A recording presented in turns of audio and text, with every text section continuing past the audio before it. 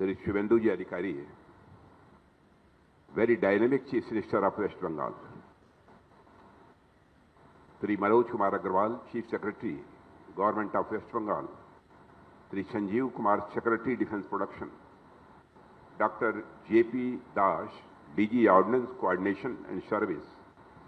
Srimati Garima Bhagat, Joint Secretary, Government of India. Sri Vijay Namdev Rai Jade, Joint Secretary, Government of India. कहाँ पर यहाँ पर PR हरी है क्या? कहाँ है? ओह, कमांडोर PR हरी, रिटायर्ड नहीं बोलूंगा, mister Hari, you are retired but not tired. CMD GRSC, Sri Vijay Kumar Iyer, Director Operations YIL and CMD Additional Charge. Bharat सरकार और पश्चिम बंगाल गवर्नमेंट के सारे ऑफिशियल्स, यंग एंटरप्रेन्योर्स, GREC और YL के सभी कर्मचारीगण, मेरे मीडिया के मित्रों, देवियों और सज्जनों,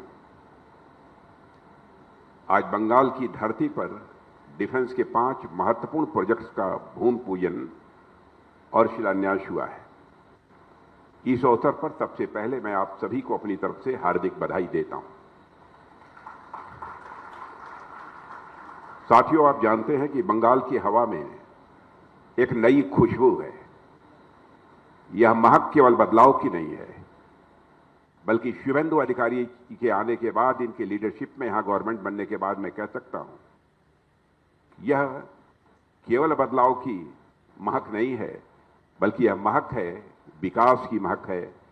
यह यदि बदलाव है तो इन्वेस्टमेंट का बदलाव है, और यदि यह बदलाव है तो नई अपॉर्चुनिटीज का बदलाव है।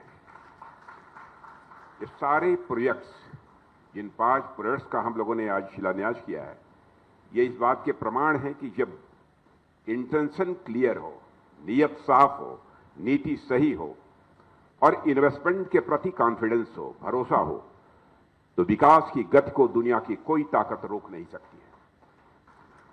और साथियों, आज का दिन इसलिए भी यह विशेष है क्योंकि जहां कभी उद्योगों के लगातार वेस्ट बंगाल में बंद होने की खबरें आती थी, वहां आज नए उद्योगों के विस्तार की खबरें बराबर आ रही हैं।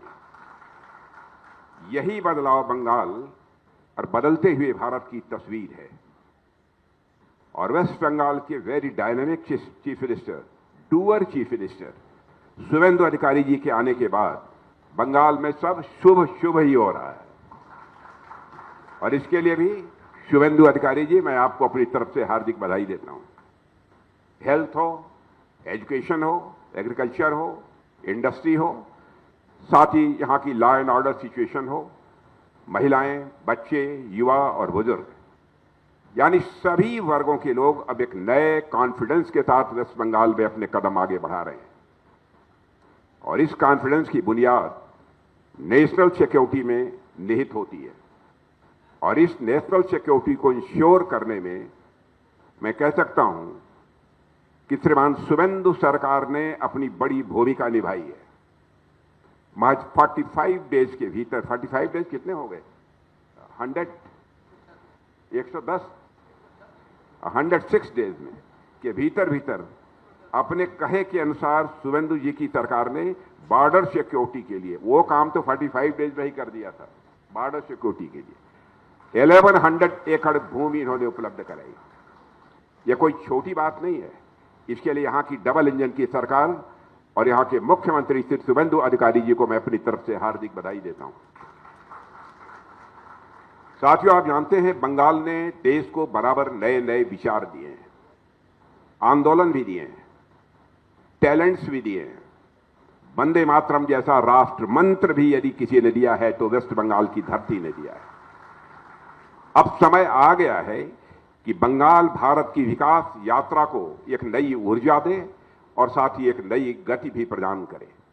और मैं विश्वास के साथ कहता हूं कि आज इस बंगाल की धरती पर हो रहा यह इन्वेस्टमेंट केवल आज का इन्वेस्टमेंट नहीं है, बल्कि आने वाले कल के भारत का यह इन्वेस्टमेंट है। बंगाल में और खासकर कोलकाता में मेरा अक्सर आना होता है। पर इस बार का आना मेरे लिए बहुत ही खास है, क्योंकि आज एक साथ 5-5 प्रोजेक्ट्स की एक साथ नींव रखी गई है। और आज का यह दिन केवल जीआरएसी नहीं, बल्कि अब तो नवरत्न जीआरएसी, मैं गलती से जीआरएसी बोल गया, जब भी बोलना चाहिए नवरत्न जीआरएसी। यंत्र इंडिया लिमिटेड बंगाल के लिए नहीं बल्कि पूरे देश के लिए बेहद महत्वपूर्ण है। और यह भूमि पूजन और शिलान्यास समारोह हमें हमारे विकसित भारत के संकल्प की ओर ठोस कदम बढ़ाने के लिए हम सभी को इंस्पायर भी करता है। साथियों, आज हम लगभग 3,500 करोड़ रुपए की लागत वाली 5 अत्यंत महत्वपूर्ण परियोजनाओं का भूमि पूजन और शिलान्यास किया है। इनमें जीआरएसी की 3 नई ship building facility, Raichak shipyard, timber pond Howrah ship building facility, Damodar complex ship building facility भी शामिल है। और इसके साथ ही यंत्र इंडिया लिमिटेड की 2 अत्याधुनिक मेटलर्जिकल फैसिलिटी, 3000 टन क्षमता वाली hydraulic open die forging press और रेडियल फोर्जिंग प्लांट का भी शिलान्यास हुआ है। और ये 5 प्रोजेक्ट्स हमारी आत्मनिर्भरता, मेक इन इंडिया और मेक फॉर द वर्ल्ड की भावना को बल देने वाली है। साथियों, बंगाल की धरती हमेशा से भारत के रेनेसां यानी पुनर्जागरण, हार्ड वर्क और नेशनलिज्म की मधुर भाव की बराबर साक्षी रही है यह पश्चिम बंगाल की धरती। और यह धरती किसी जमाने में इंडस्ट्रियल रिवॉल्यूशन का भारत के अंदर एक बहुत बड़ा केंद्र मानी जाती थी। और आज फिर एक बार यह धरती नए इंडस्ट्रियल रिनासा की ओर अपने कदम आगे बढ़ा रही है। जीआरएसी और यंत्र इंडिया लिमिटेड जैसे संस्थान इस बात के प्रमाण हैं कि बंगाल का इंडस्ट्रियल बेस फिर से मजबूत हो रहा है। यहां से शुरू होने वाले ये सारे प्रोजेक्ट्स डिफेंस प्रोडक्शन को तो ये बढ़ाएंगे ही, साथ ही साथ एमएसएमई, एलाइड इंडस्ट्रीज और हजारों लोगों के लिए रोजगार के नए अवसर भी पैदा करेंगे। और एक तरह से देखें तो ये प्रोजेक्ट्स बंगाल की सोशियो इकोनॉमिक प्रोग्रेस के नए चैप्टर के रूप में सामने आने वाले हैं। अभी कुछ ही दिनों पहले स्वतंत्रता दिवस के अवसर पर लाल किले के प्राचीर से हमारे प्रधानमंत्री नरेंद्र मोदी जी ने सप्तधारा की बात की थी। आप लोगों ने सुना होगा। उन सप्तधारा में से एक प्रमुख धारा रक्षा क्षेत्र का भी उन्होंने उल्लेख किया था। उन्होंने स्पष्ट कहा था कि जब हम विकसित भारत बनेंगे तब हमारा यह डिफेंस सेक्टर, रक्षा क्षेत्र पूर्ण रूप से आत्मनिर्भर होना चाहिए। हम इस क्षेत्र में किसी भी देश पर निर्भर नहीं रह सकते और हमारी अपनी स्वदेशी कंपनियों और रिसर्च इंस्टीट्यूट को ही इस क्षेत्र में पूरी तरह से डोमिनेंस हासिल करना ही होगा। और आज के 5 प्रोजेक्ट्स उसी स्ट्रेटेजिक ऑटोनॉमी को रिफ्लेक्ट कर रहे हैं। साथियों, जीआरएसी से मेरा गहरा जुड़ाव रहा है। पिछले कुछ वर्षों में मुझे कई बार आपके द्वारा आयोजित कार्यक्रमों में आने का अवसर मिला है और आप लोगों से मिलकर मैंने ये देखा है कि आपका शिपयार्ड किसी भी चुनौती को स्वीकार करने और देश को आत्मनिर्भर बनाने के संकल्प के साथ हमेशा तैयार हमको दिखाई दिया है। इसके लिए मैं पुनः आप सबको अपनी तरफ से हार्दिक बधाई देता हूं। साथियों, इस शिपयार्ड में advance guided missile frigate INS Dunagiri भी निर्मित हुई है, जिसे इसी वर्ष माननीय प्रधानमंत्री जी ने राष्ट्र को समर्पित किया है। जीआरएसी ने अब तक 800 से अधिक वेजल्स बनाए हैं, 800 से अधिक वेजल्स बनाए हैं। और सबसे बड़ी बात है कि आप सभी आत्मनिर्भरता के एजेंडे पर काम कर रहे हैं। एक मिशन के साथ आप सब काम कर रहे हैं। यहां तक कि जो next generation offshore petrol vessel बन रहे हैं उनमें 80% से अधिक इंडिजिनस कंटेंट होगा। और यह दिखाता है कि हम विदेशी डिपेंडेंस को तेजी से कम कर रहे हैं। और मैं इस अवसर पर जीआरएसी को नवरत्ना स्टेटस मिलने पर भी अपनी तरफ से हार्दिक बधाई देता हूं। यह कोई सामान्य बात नहीं है नवरत्ना स्टेटस प्राप्त होना। आप लोगों ने यह करिश्मा किया है बंगाल की धरती पर। साथियों, यंत्र इंडिया लिमिटेड यानी YIL भी उतने ही गर्व से हमारे डिफेंस मैन्युफैक्चरिंग कैपेबिलिटी का पिलर बनकर खड़ा है। आज ईशापुर स्थित मेटल एंड स्टील फैक्ट्री में 2 नई मॉडर्न फैसिलिटीज का भी शिलान्यास हुआ है। इनमें advance weapons and strategic components की क्रिटिकल सप्लाई चेन पूरी तरह से सिक्योर होगी।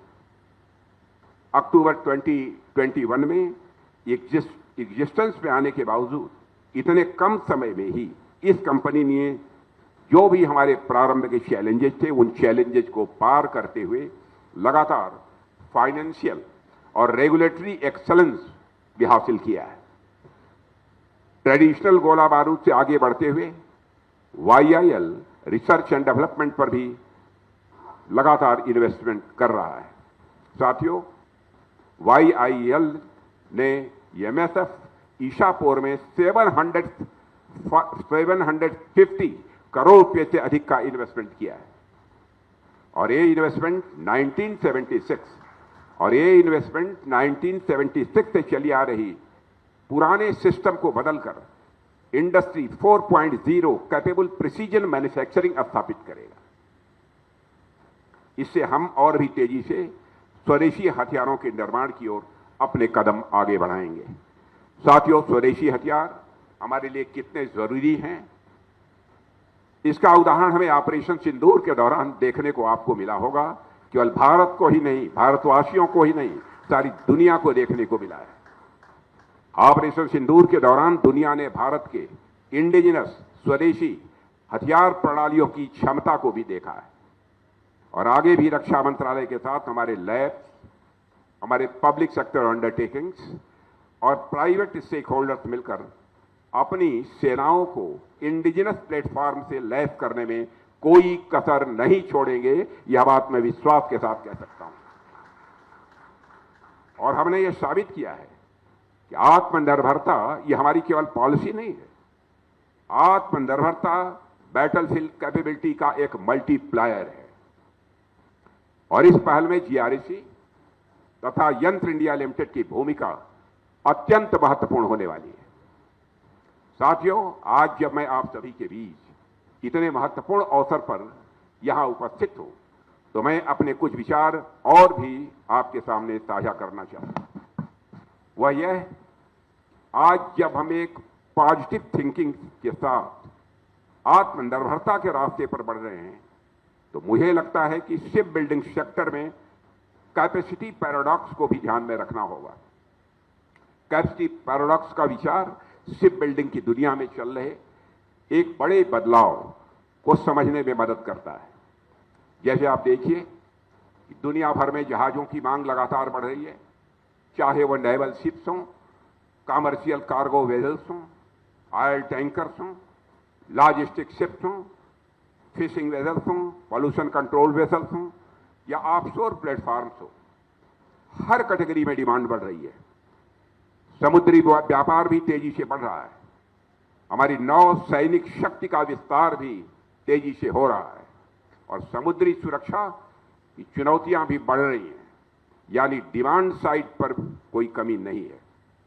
दूसरी तरफ मैं आपका ध्यान आकर्षित करना चाहता हूं, यूके, USA, नीदरलैंड और फ्रांस जैसे ट्रेडिशनल जहाज बनाने वाले जो देश रहे हैं, उन्होंने कॉलोनियल एरा में शिप बिल्डिंग के बल पर ही अपनी कॉलोनी स्थापित की थी।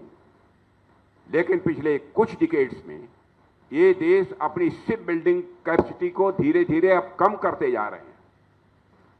कम कर रहे हैं या कम हो रहा है, यह एक दूसरा विषय है, पर इतना जरूर है कि इनकी शिप बिल्डिंग कैपेसिटी धीरे धीरे कम हो रही है।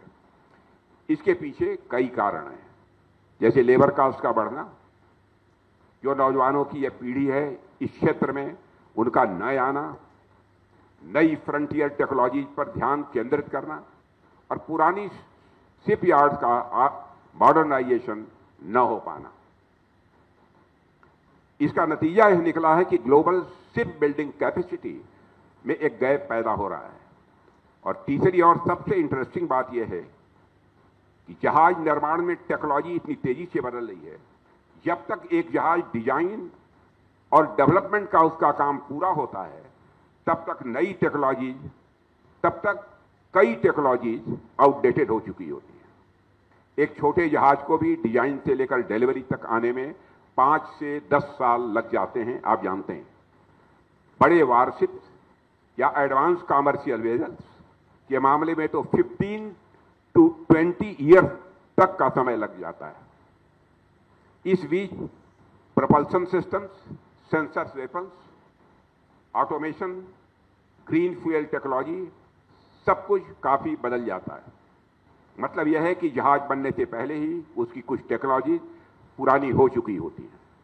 यह एक बहुत बड़ा चैलेंज है हम सबके सामने। साथियों, इन तीनों स्थितियों को यदि आप मिला दीजिए, बढ़ती डिमांड, घटती ट्रेडिशनल शिप बिल्डिंग कैपेसिटी और तेजी से बदलती टेक्नोलॉजी, जब इन तीनों को मिलाएंगे तो एक ग्लोबल शिप बिल्डिंग वैक्यूम पैदा हो रहा है, यह कहने में भी मुझे संकोच नहीं है।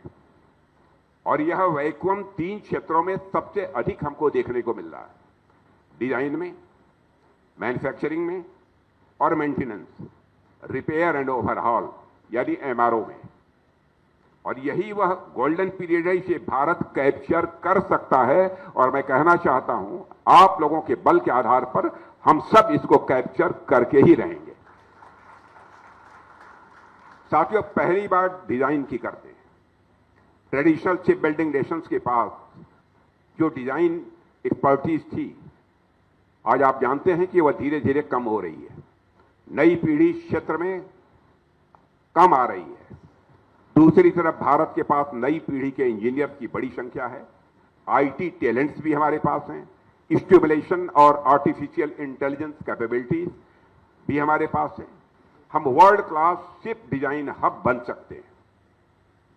और हम सिर्फ दूसरों के डिजाइन पर जहाज न बनाएं, बल्कि खुद नए डिजाइन तैयार करें, पेटेंट्स भी करें और दुनिया को एक्सपोर्ट करें। और यह पूरी तरह से संभव है, डुएबल है, बशर्ते इस पर हम अपना ध्यान केंद्रित करें। दूसरी बात मैन्युफैक्चरिंग की आती है। खास बात यह है कि शिप बिल्डिंग मैन्युफैक्चरिंग के क्षेत्र में ऑटोमेशन का स्कोप कम है। कई developed countries labour intensive ship building से पीछे हट रही हैं, क्योंकि वहां लागत बहुत बढ़ गई है और स्किल्ड वर्क फोर्स की भी वहां पर कमी है। हमारे पास इसके विपरीत स्थिति है। हमारे पास विशाल स्किल्ड वर्क फोर्स भी है, स्टील इंडस्ट्री है, हमारे पास एमएसएमई बेस भी है और अब नई टेक्नोलॉजी अपनाने की हमारे पास विल पावर भी है। यदि हम अपनी मैन्युफैक्चरिंग कैपेसिटी को मॉडर्न बनाएं और ग्लोबल क्वालिटी स्टैंडर्ड्स पर काम करें, तो भारत दुनिया का अगला बड़ा शिप बिल्डिंग हब बनकर रहेगा। और तीसरा क्षेत्र है एमआरओ यानी मेंटेनेंस, रिपेयर एंड ओवरऑल। मैं इसे एक लो हैंगिंग फ्रूट मानता हूं। एमआरओ में न तो बहुत अधिक कैपिटल इन्वेस्टमेंट की जरूरत होती है और न ही बहुत अधिक मैन पावर की जरूरत होती है। जहाज बनाने में जो लंबा समय और बड़ा पैसा लगता है, एमआरओ में कम से कम वह नहीं लगता है। बस क्वालिटी, डिसिप्लिन और रिलायबल टाइमलाइन की जरूरत होती है। यदि हम इंडियन ओशन रीजन में शिप रिपेयर और ओवरहॉल का हब बन जाएं, तो फॉरेन एक्सचेंज की बचत के साथ साथ हम हजारों की संख्या में रोजगार भी, एम्प्लॉयमेंट अपॉर्चुनिटीज भी पैदा कर सकते हैं। आज भी हमारे बनाए वारशिप्स दुनिया के कॉन्फ्लिक्ट रीजन से होकर हमारी एनर्जी सप्लाई को सुरक्षित रखने में मदद कर रहे हैं। लेकिन एमआरओ के क्षेत्र में हम और भी बहुत कुछ कर सकते हैं, यह हमारी क्षमता है। मैं चाहता हूं कि जीआरएसी इस दिशा में विचार करे और जीआरएसी इस दिशा में भी अपने कदम आगे बढ़ाए। हालांकि आप सब पहले से इस दिशा में प्रयास कर रहे हैं, लेकिन अब हमें इन प्रयासों को गति देनी होगी और हमें अपने इन प्रयासों में तेजी लानी होगी। साथियों, आज का यह अवसर केवल कुछ इंफ्रास्ट्रक्चर प्रोजेक्ट्स का एक्सपेंशन ही नहीं है, यह ग्लोबल वैक्यूम को भरने की दिशा में एक स्ट्रेटेजिक स्टेप है। जीआरएसी की रायशक फैसिलिटी आपको 200 मीटर लंबे वारशिप बनाने की क्षमता देगी। इससे आप अगली पीढ़ी के डिस्ट्रॉयर्स के लिए भी बिड कर सकेंगे, जिन्हें नेवी भविष्य में बनाने की योजना भी बना रही है। टिम्बर पॉन्ड, हावड़ा और दामोदर कॉम्प्लेक्स की फैसिलिटीज भी जहाज निर्माण को की पूरी वैल्यू चेन को मजबूत करेगी। और साथियों, यंत्र इंडिया लिमिटेड की दोनों फोर्जिंग फैसिलिटीज भारी तोपों, नेवल वेपन्स और एडवांस डिफेंस इक्विपमेंट के लिए हाई क्वालिटी मेटल्स भी तैयार करेंगी। इससे हमारे नेवी की ऑपरेशनल रेडीनेस और मैरीटाइम फायर पावर को भी सीधा बल मिलेगा। आप लोग जानते हैं कि हमारे यहां पारस पत्थर की कल्पना की गई है। पारस पत्थर वह होता है कि जिस भी धातु को छू दे वो मेटल सोना बन जाता है। सुना होगा आपने। YAIL भी मैं समझता हूं कि हमारे लिए वह पारस पत्थर ही है। आपके संपर्क में भी जो मेटल आ जाता है, आपके संपर्क में भी जो मेटल आ जाता है, अंततः वह भी सोने से कम नहीं है। आपकी मेटलर्जिकल टेक्निक्स एवं फोर्जिंग टेक्निक्स द्वारा तैयार किया गया आयरन एवं एल्यूमिनियम का मिलिट्री ग्रेड मेटल के रूप में विकसित होता है, जिसकी कीमत सोने से भी कहीं अधिक होती है।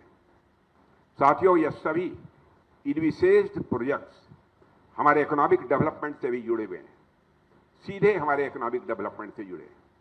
और एक जहाज जब बनता है तो उसके साथ हजारों सपने भी आकार ले लेते हैं। जब हम अपने जहाज खुद बनाएंगे, स्वाभाविक है कि हमारे फॉरेन एक्सचेंज की बचत होगी और साथ ही साथ हमारा इकोनॉमिक डेवलपमेंट जो है तेजी के साथ आगे बढ़ेगा। साथियों, जहाज निर्माण से इंडस्ट्रियल डेवलपमेंट होगा, एमएसएमईज को बढ़ावा मिलेगा ही मिलेगा और बड़ी संख्या में डायरेक्ट और इनडायरेक्ट जॉब अपॉर्चुनिटीज भी क्रिएट होंगी। यह बंगाल के लिए और भी महत्वपूर्ण है, क्योंकि यहां की अर्थव्यवस्था, यहां की इकॉनमी को अब एक नई गति की आवश्यकता है। मैं आश्वस्त हूं कि हमारे यहां के मुख्यमंत्री शिवेंद्र जी अधिकारी का हर प्रकार का सहयोग आप सबको प्राप्त होगा, यह मैं आपको आश्वस्त करना चाहता हूं। जीआरसी के पास 800 से अधिक जहाजों के निर्माण का एक बहुत ही एक्सपीरियंस है। आपके पास टेक्निकल नो हाउ है, आपके पास स्किल्ड वर्कफोर्स है और अब एक्सटेंडेड कैपेसिटी भी आपके पास होगी। आपको इसका पूरा उपयोग करना होगा। और जैसा मुझे बताया गया कि आप सभी नेवी के ऑर्डर्स के साथ साथ एक जर्मनी कंपनी के भी 12 कार्गो शिप्स भी आप बना रहे हैं। यह बिल्कुल हमारी मेक इन इंडिया और मेक फॉर द वर्ल्ड की विजन के अनुरूप है। जैसे जैसे आपकी कैपेसिटी बढ़ेगी, आपको डोमेस्टिक और इंटरनेशनल दोनों ही मार्केट्स में अधिक एग्रेसिव बिडिंग करनी ही होगी। अब हमारी सोच यह नहीं होनी चाहिए कि भारत को दुनिया से क्या खरीदना है। हमारी सोच अभी यह होनी चाहिए कि हमें दुनिया को क्या देना है। आप पहले भी 2 वारशिप एक्सपोर्ट कर चुके हैं और कई फ्रेंडली नेशंस भारत की और नेवल शिप्स की मांग के लिए देख रहे हैं। मैं समझता हूं साथियों, यह अवसर जो हमको प्राप्त हुआ है, इसे हमें भविष्य में खोना नहीं है। प्रधानमंत्री जी ने स्वतंत्रता दिवस के संबोधन में कहा था कि हमें कॉम्पिटिटिव रेट्स पर क्वालिटी प्रोडक्ट्स डिलीवर करने होंगे। शुरुआत में प्रॉफिट मार्जिन कम हो सकते हैं, लेकिन वॉल्यूम की भरपाई कर देगा। और हमें यही अप्रोच रखनी होगी। हमें अपनी लागत को यानी इन्वेस्टमेंट को घटाना होगा, क्वालिटी हमको इंप्रूव करनी होगी और टाइमली डिलीवरी भी इंश्योर करनी होगी। तभी हम ग्लोबल कंपटीशन में खड़े हो पाएंगे। हमारा लक्ष्य होना चाहिए कि क्वालिटी ऐसी कि दुनिया भरोसा करे, क्वालिटी ऐसी कि दुनिया भरोसा करे, कास्ट ऐसी कि दुनिया चुने और डिलीवरी ऐसी कि दुनिया बार बार ऑर्डर करे। साथियों, मैं जानता हूं आपके सामने चैलेंजेज हैं, इसमें कहीं दो मत नहीं है। वाइटल कंपोनेंट्स की आपूर्ति में कभी कभी तरह तरह की बाधाएं भी आती हैं और प्राइवेट सेक्टर की भागीदारी अभी उस स्तर पर नहीं है जिस स्तर पर होनी चाहिए थी। सरकार इन मुद्दों को हल करने के लिए लगातार काम कर रही है और जैसे जैसे प्राइवेट सेक्टर की भागीदारी बढ़ेगी, कई बाधाएं अपने आप हल हो जाएंगी, इतना मैं आपको आश्वस्त करना चाहता हूं। यहां उपस्थित इंडस्ट्री कैप्टन से भी मेरा आग्रह है कि वे आगे आएं और इस यात्रा में वह भी भागीदार बने। यही समय है और यही सही समय है। समुद्री क्षेत्र के विकास पर जो जोर दिया जा रहा है, उसे देखते हुए आपको कभी भी प्रॉफिट की कमी नहीं होगी। और साथियों, आज के इन 5 प्रोजेक्ट्स का शिलान्यास इस बात का संकेत है कि हम अपनी डिफेंस मैन्युफैक्चरिंग कैपेबिलिटीज को हर स्तर पर विस्तार दे रहे हैं। और यह केवल सरकार का प्रयास नहीं है, बल्कि इसमें हमारे public sector undertakings, private industry, हमारी एमएसएमई और एकेडमिक इंस्टीट्यूशन सभी की भागीदारी आवश्यक है। आप देखेंगे कि जो इन्वेस्ट आज आप करेंगे, वह आने वाले वर्षों में कई गुना होकर अपने आप वापस आएगा। सरकार आपके साथ है और डिमांड भी बढ़ रही है। ऐसे में सबको एक साथ इस सेक्टर में आना चाहिए। मैं जीआरएसी और यंत्र इंडिया लिमिटेड के सभी अधिकारियों, सभी इंजीनियर्स, सभी कर्मचारियों और अपने सभी श्रमिक भाइयों को भी अपनी तरफ से हार्दिक बधाई देता हूं। आप सभी के सम्मिलित प्रयास से ही यह संभव हो रहा है और आने वाले समय में जीआरएसी द ग्रेट जीआरएसी के रूप में सामने आएगा, इसमें मुझे रंच मात्र भी संदेह नहीं है। और आप कहेंगे तो इस जीआरएसी का वह ऐसे हालात जिस दिन पैदा होंगे, इस जीआरएसी का नाम बदलकर द ग्रेट जीआरएसी रखने में मुझे संकोच नहीं होगा। मैं भारतीय नौसेना की भी सराहना करता हूं, जो स्वदेशी उत्पादों पर भरोसा कर रही है और हमारे सारे तीनों फोर्सेस इंडिजिनस आइटम्स पर अब भरोसा कर रही हैं और स्वदेशी जहाज निर्माण को भी इंडियन नेवी भी बराबर प्रोत्साहन दे रही है। यहां पर Sanjeev Kumar, secretary defence production, भी मौजूद हैं। आपकी लीडरशिप में डिफेंस प्रोडक्शन बराबर नई ऊंचाइयां छू रहा है। पूरी लगन के साथ हमारे संजीव कुमार जी लगे रहते हैं और आपका एक इवेंट खत्म नहीं होता तब तक अगले इवेंट्स लाइन में तैयार रहते हैं। और इस 27 तारीख को इनके ही इवेंट में मुझे जाना है। फिर इस निष्ठा और समर्पण के लिए आप सराहना के पात्र हैं। मुझे विश्वास है कि 5 प्रोजेक्ट समय पर पूरे होंगे और जीआरएसी और वाईएल की टीमें इस चैलेंज को पूरी निष्ठा से पूरी करेंगी। मुझे पूरा भी भरोसा है कि आप सभी लोग मिलजुल कर इस यात्रा को सफल बनाएंगे। अंत में एक बार फिर इस आयोजन के लिए आप सभी को हार्दिक शुभकामनाएं देता हूं और अपनी बात यहीं समाप्त करता हूं। आप सबको बहुत बहुत धन्यवाद।